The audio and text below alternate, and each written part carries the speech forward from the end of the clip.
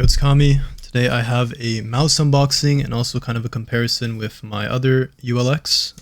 As you know, this is also a ULX, but this is the Pro series. It has some upgrades compared to the old one, so if you're planning on buying a Pro series in the future, apparently the next one that's coming out is supposed to be Asu. Those are the rumors I've been hearing on the Discord.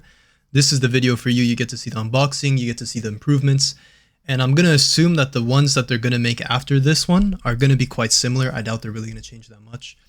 The regular ULXs, in my opinion, were basically just the beta tester ones. This one's very beta test.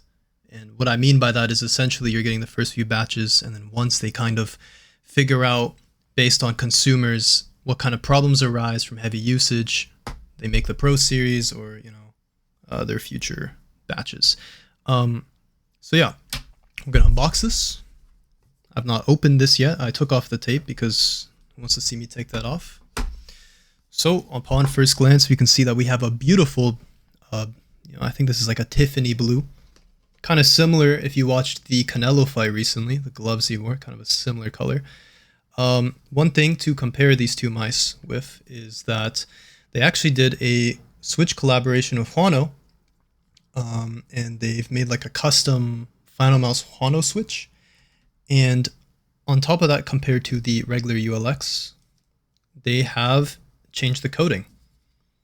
And there is definitely a coating change. The mice do feel a lot different compared to my normal ULX that I've owned for a couple months now. This one feels a lot more solid. My previous video, when I first released it, I said that this mouse was perfect. There weren't really that many QC problems. Upon using it heavily, there is some problems that I'm experiencing now. There is some side flex. The switches kind of, the M1 and M2, you can move them side to side a bit. Here, if we test it, completely sturdy. They do not move. I'm trying to move it. No side flex. And apparently they adjusted the bottom shell to be fitted in better with the main cage. So, I mean, it's not something I can really test too much, but I don't know if we look closely. There is a lot of dust under my mouse because it is the first batch, and if I'm shaking, that's because I had way too much caffeine, because I am a filthy caffeine addict, like most of society. But as you can see, there's a little tape here. There's tape, which prevents that ugly dust from the previous ULXs, specifically batch 1, to appear. So, that was my main complaint with the first batch, was that there was no tape on the bottom. And this is, if someone ever looks under your mouse, they're going to be like, whoa, what's going on here? Now, is anyone realistically ever going to look under your mouse? Probably not. But if you don't like dust, then, But yeah, this mouse feels really good. Switches feel very nice. Scroll wheel feels not as loose. Maybe it's because it has to break in, but it feels better. One thing that people really like to give Finalmouse complaints about is the scroll wheels being uncentered. On both of mine, they look pretty centered. I don't know if it's better on this one. You guys tell me. But look, side by side, you put them together. Which one looks a lot better? In my opinion, the Pro series looks way better. But, if you're not a Tiffany blue guy and you're more of like I live in a cave, kind of, I'm saving the city, this one's the one for you. You like that slick finish? That's okay.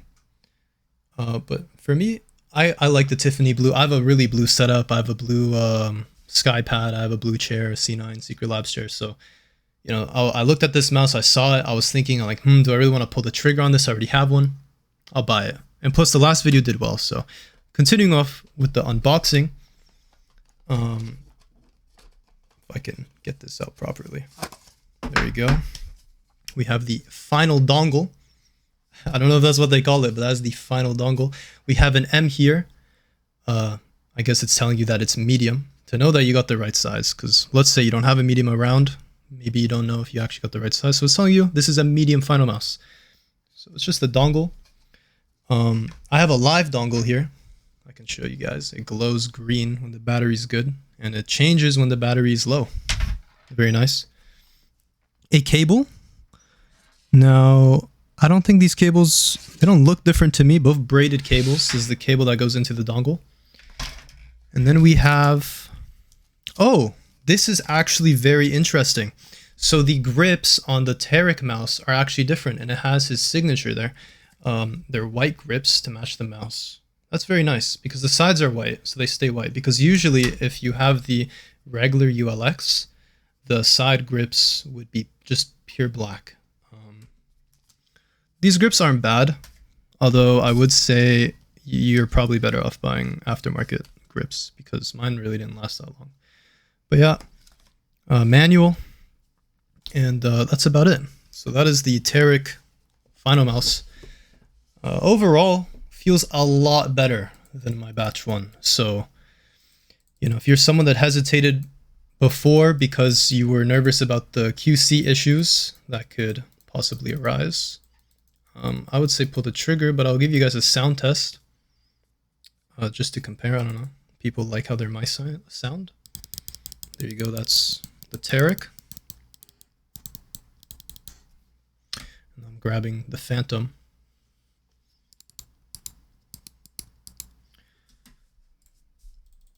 To me, the Phantom has a clickier. It's a lot clickier. It's like very clicky switch. Well, this one's kind of more subtle. If I was to say which one I like more, I would say the Tarik, but that could be because my M1 and M2 are a lot more stable, and this one they don't really move around. So overall, I'm proud of Finalmouse and what they do. If you look at companies like Logitech that kind of refuse to innovate, and if this, prevents me from ever getting a sponsor, it's just facts. They just don't innovate. And Finalmouse innovates. They're always trying new things, always going another way to try new things. I'm not trying to shill, but that is just kind of what they do. And it's just nice to see that they keep on improving. Even though for me, like, I could totally play on this for another couple of months and be completely satisfied, even with the issues it does have. It doesn't really prevent me from playing good. But of course, at the price for me, the cost $250, you do expect very good QC. And with me so far, when it comes to this mouse, it looks like they really improved the QC. No side flex. Bottom looks good. Color's nice. Clicks feel great. The coating's different. So everything that they said they would do, they did.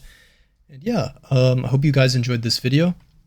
And I'm gonna keep trying to buy more peripherals to review, because I don't really buy peripherals too often. If you guys would like to even see controller review, I can do that. I don't know if people really care about controllers, but I do have I'm not a controller player, but I play fighting games occasionally. So if that's interesting, you guys let me know. But yeah, it's been Kami, and I hope you enjoyed this review.